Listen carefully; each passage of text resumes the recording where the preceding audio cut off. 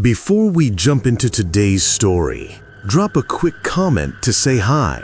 Tell me your name, where you're watching from, and let me know if you're sticking around till the end. Don't forget to hit that subscribe button, give this video a thumbs up, and share it with your friends. All right, let's get into the story. I never believed in curses, at least not until the summer of 2012, when I moved into the house on Blackwood Hollow Road in upstate New York. Back then, all I wanted was peace. I was 27, broke, and trying to restart my life after a failed engagement and a teaching job that had worn me down to the bone. When the realtor told me the rent was absurdly cheap for the two-story farmhouse outside of Kingston, I should have asked more questions. Why no one else had taken it, why it had been advertised every summer and yet remained unoccupied. But I was desperate and tired. I signed the lease without hesitation. Friends, you enjoy listening to stories, but you don't subscribe to the channel or like the videos. I request you to please subscribe to the channel right now so that I get more motivation to bring you even more stories. If you help me reach 1,000 subscribers, I promise to bring you extremely scary stories with a truly real feel. 2 horror stories every single day. So go ahead, like the video, subscribe to the channel, and now let's move on to today's story. The first day I pulled into the dirt driveway, I noticed how isolated it was. Dense woods pressed on both sides, their shadows swallowing the late afternoon sun. The house itself looked straight out of another era. Peeling white paint, wide wraparound porch, sagging shutters framing windows that seemed too dark, like eyes that never blinked.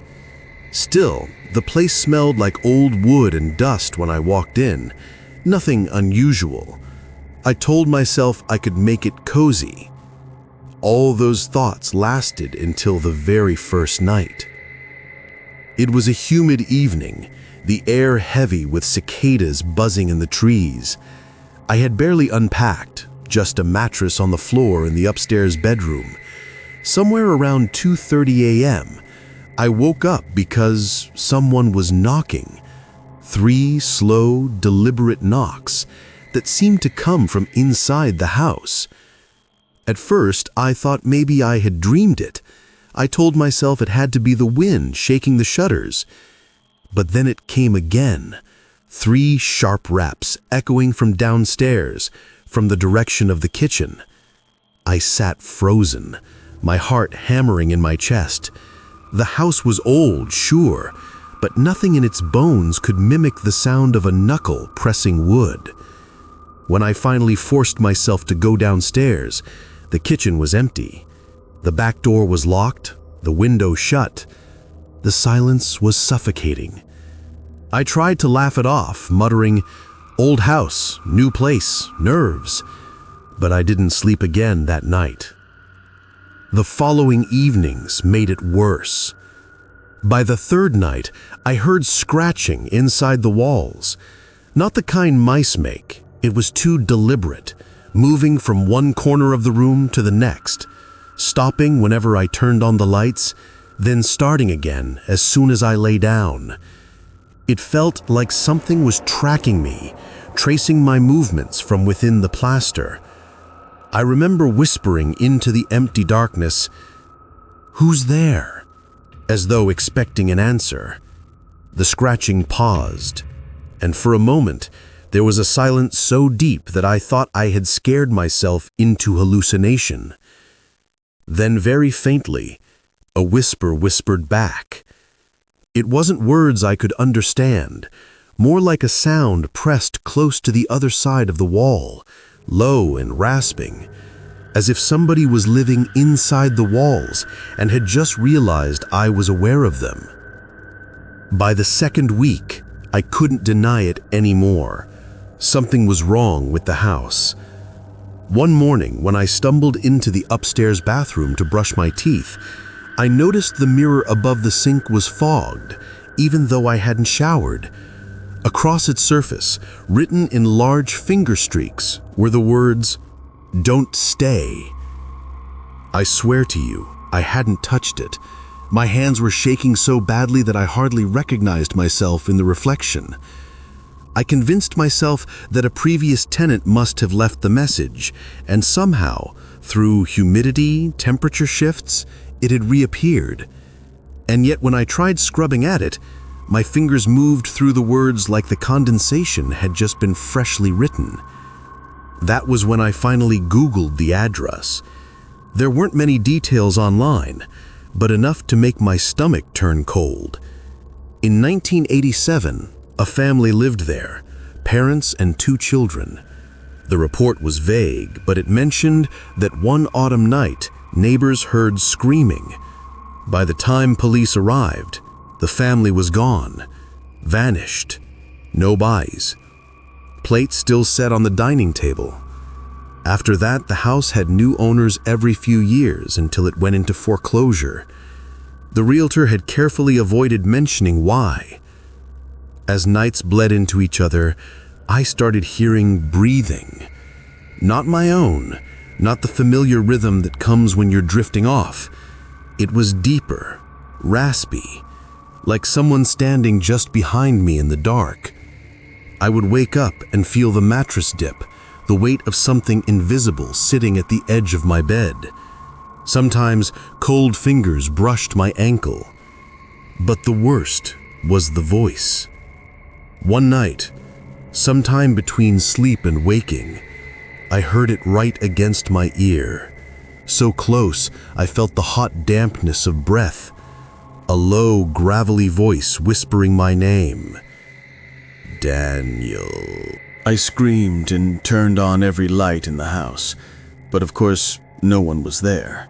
Only shadows trembling against peeling wallpaper, and me standing with my chest heaving, alone but not, never quite alone. I didn't leave. I told myself I couldn't afford to break the lease, but deep down, I think I stayed because something about the terror had rooted itself inside me. It's embarrassing to admit, but fear can become addictive. You jump every night at footsteps, at whispers, and when they stop, even for a few hours, you almost miss them. It was curiosity that finally drove me up into the attic. The hatch was in the hallway ceiling, a string dangling like a lure. I had avoided it since moving in, but after another sleepless night of scratching along the walls, I dragged the stepladder from the shed and pulled myself up. The smell hit first: mold, old paper, and something acrid like burnt hair. Dust floated in the beam of my flashlight. There were boxes stacked against the far wall, gnawed with age. I rifled through them. Old tax documents, broken toys, moth-eaten clothes, until I found a small leather journal wedged beneath a folded quilt. The cover was cracked, the pages stained, but I could still make out the writing. The entries belonged to a girl named Sarah, dated 1987. That was the family year. Mom says the man in the walls is only in my head, but I hear him at night. He says my name when everyone else is asleep. Another entry, weeks later. He told me to open the door for him. He said he's hungry. I think Dad heard him too last night because he didn't sleep. The last entry chilled me so badly I nearly dropped the book. September 22. He says tonight we will all be together. That's the only way to be safe. I don't want to go, but his voice is stronger than mine. The page ended there. No closure, no trace. When I looked up from the journal, the attic no longer felt empty. Shadows pooled in corners that hadn't been there moments before. shifting like something was crouched low, waiting. I slammed the hatch shut and shoved the ladder away, but that night, when I finally managed to close my eyes, I dreamed of a pale little girl standing at the foot of my bed, her mouth opening, but the voice that came out wasn't hers. It was deep, guttural, and endless. A few days later, desperate for answers, I went down the gravel road to the nearest property, an old farmhouse about a quarter-mile away. The man who answered the door was in his 60s, weather-beaten face, suspicion in his eyes. When I mentioned the address, his expression soured. "You're staying there?" he asked, his voice low. "Yes," I admitted. "I've been hearing things. Do you know anything about what happened to the family in '87? The man crossed his arms, staring somewhere past me. "You should get out while you can." "What happened to them?" I pressed. He hesitated, then said, "Some people say they killed each other. Others say they never left. But me, I think the house itself don't let go. I heard screaming that night.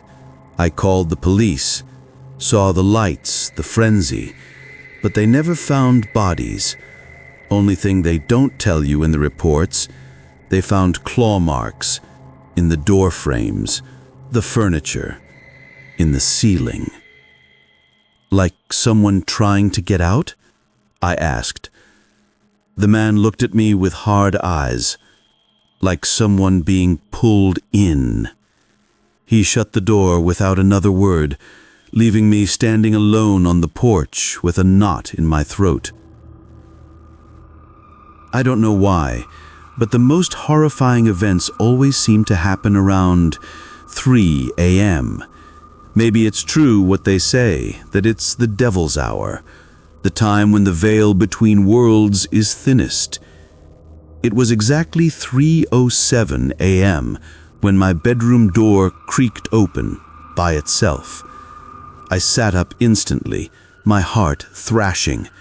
The hallway beyond was pitch black, yet I could hear it, the steady breathing.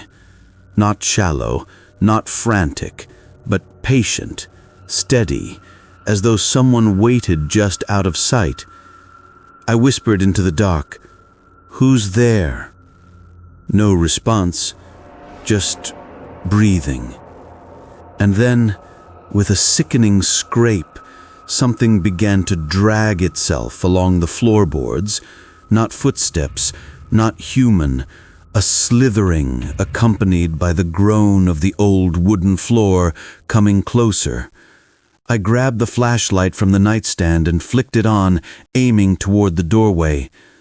The hallway was empty, but for a split second, at the far end, I caught a glimpse of something pulling itself around the corner, a pale hand, fingers bending at impossible angles, leaving streaks on the wall as it disappeared.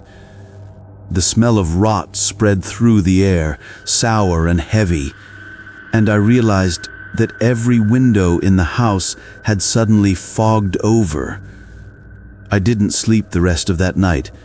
I just sat there, clutching the journal in my lap, the words, "He says, tonight we will all be together," looping in my mind like a prophecy.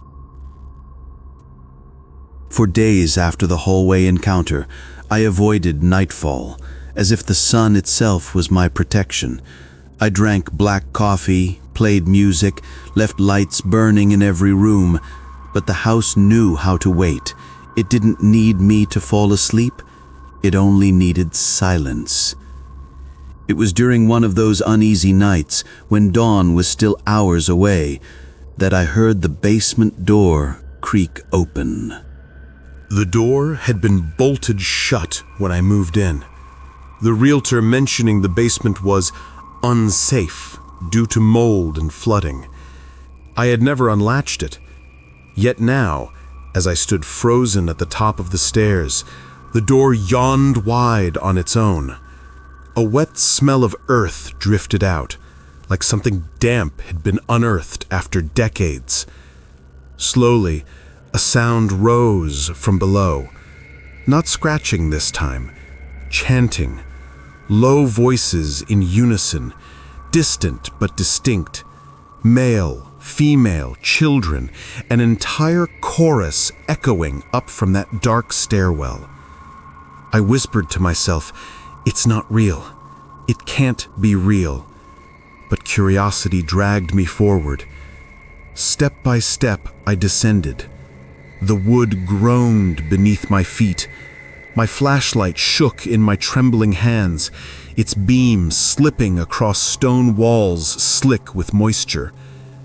At the bottom, the chanting stopped. I swung the light around. Worn shelves, broken tools, puddles of stagnant water. No people. No voices. Only an old iron furnace against the far wall, its surface blackened, as though it hadn't been used in decades.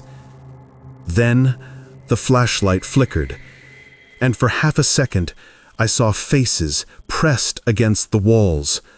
Not painted, not carved, pressed. Dozens of pale faces bulging outward from the concrete, mouths open as if screaming, eyes wide with agony. I dropped the light. It hit the floor and blinked out. In the pitch dark, I felt the walls breathing, exhaling a damp heat against me. And then a hand, not cold this time, but burning hot, clamped around my wrist. I tore free and sprinted up the stairs, slamming the basement door shut so hard the frame cracked. I threw the bolt across and sat against it, panting. My wrist blistered where the thing had touched me. That same afternoon, desperate for a human voice, I called the number of the real estate office that had rented me the house. A woman answered. When I explained what had been happening, her tone changed from polite to wary. "Sir," she interrupted, "that property has been vacant for years. We haven't rented it to anyone since 1991. I froze. "That's impossible. I signed the lease with your agent 2 months ago." She sighed. "We don't have anyone by that name, and there is no record of any lease this year." The line went dead. I sat there, phone buzzing silent in my hand, staring at the cracked wallpaper. The realization spread over me like ice water. No one expected me to be here. No one even knows I am here. The house hadn't been given to me. I had been brought to it. That night, I decided to leave. I packed what little I had, my plan shaky but desperate. I would walk if I had to, half a mile to the road where signal still worked, and call a cab out of town. But as I reached the bottom of the stairs, every window in the house exploded at once. Glass showered the floor, the sound of shattering filling the rooms like a storm. Shards glittered in the moonlight, jagged teeth in every window frame. And through each broken hole, faces stared in from the darkness. Dozens of them, pale, wide-eyed, mouths hanging slack, whispering in unison. Not words, just a single sound chanted over and over, rattling through the brittle air. "Stay, stay, stay." I collapsed back against the wall, covering my ears, but the chant came from inside now, vibrating the very air. The faces at the windows were no longer outside. They were in the house. I don't remember much after that, not in order. I remember trying to run for the front door, but the hallway stretched longer with every step, like the walls were expanding. I remember collapsing to the floor, the boards writhing as if breathing, as if they wanted to swallow me whole. And I remember the voice, deeper than before, no longer whispering, but thunderous, shaking the house. "You are one of us now." Something dragged me then, hands too many to count, ripped at my arms, my legs, pulling me down, through wood, through stone, through the floor itself, into the roots of the house, into its throat. When I woke, I was no longer in my bed. My body lay pressed against something cold, rough, suffocating. At first, I thought it was soil, but as my eyes adjusted to the weak glow seeped through cracks, I realized I was inside the walls. My arms were pinned, my cheeks scraped against plaster. I couldn't turn my head far, but in the corner of my eye, I saw faces. They weren't visions. They weren't tricks. They were people. Emaciated, silent, half-buried, their eyes desperately blinking at me in the dark. Some were rotting, their lips peeled back in permanent screams. Others were perfectly preserved, as though the wall had swallowed them whole only yesterday. And then I heard Sarah's voice, sweet, small, childlike. "He doesn't let us go. You should have listened." Her head slowly shifted from the plaster itself, eyes milky, mouth opening impossibly wide. The sound that poured out wasn't her, it was him. That guttural, grinding roar that had been with me from the first night. "You are home now, Daniel." The wall gave way and spit me back into the living room, coughing dust, my skin scored with scratches like nails had raked down my arms. I tried to crawl, but the floor rippled beneath me, slats of wood bending and breathing. The front door stood wide open, moonlight spilling in. I bolted for it, every muscle burning. My legs felt like anchors, dragging me down, but I reached the threshold and threw myself outside. For a moment, I thought I was free. The night air hit me, sharp and cool, the gravel crunching under my knees. I gulped it in like water. Then, I turned to look back at the house. It wasn't just a building anymore, it was alive. The windows bulged like veins, the roof sagged as though inhaling, and the front door expanded outward, pulsing like the mouth of something breathing, and voices, hundreds, thousands, poured from its walls, every tenant, every victim, howling at once. The sight fixed itself in my brain forever. I ran, barefoot, bleeding. I sprinted down Blackwood Hollow Road until the trees broke and the world seemed real again. When I reached the gas station 5 miles away, the man behind the counter just stared at me, speechless, as I collapsed against the counter and screamed for help. The police searched. They visited the house. They told me it was abandoned. No sign of forced entry, no evidence of me ever staying there. No furniture, no mattress, no personal belongings, just dust. When I demanded they check the attic, the basement, they found nothing. Cobwebs, no diary, no furnace, no signs of habitation. To them, it was just an old farmhouse. But I carry the scars.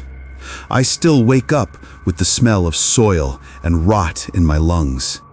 Some mornings I see condensation on my bathroom mirror, words scrawled into the glass by unseen fingers.